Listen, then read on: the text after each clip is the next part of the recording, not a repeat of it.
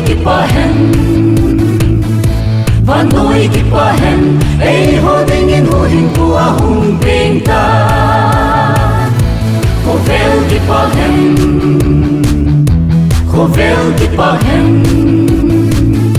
Hovel kipahen ay ulingin hudam pa ahung piangta Christmas Eve kahin po si Uve Christmas Eve kahin po si Uve Christmas Eve kahin po si Uve kalungla nilako Christmas Eve kahin po si Uve Christmas Eve kahin po si Uve Christmas Eve kahin po si Uve kalungla nilako Leitung kipahen Leitung kipahen Leitung kipahen ay adingin hundang paahong piangta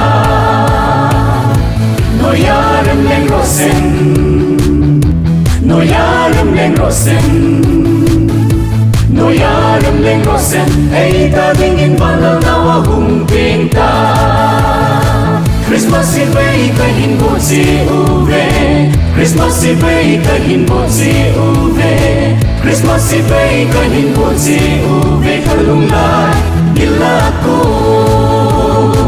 Christmas Eve kahin po si Uve Christmas Eve kahin po si Uve Christmas Eve kahin po si Uve kalungla nilako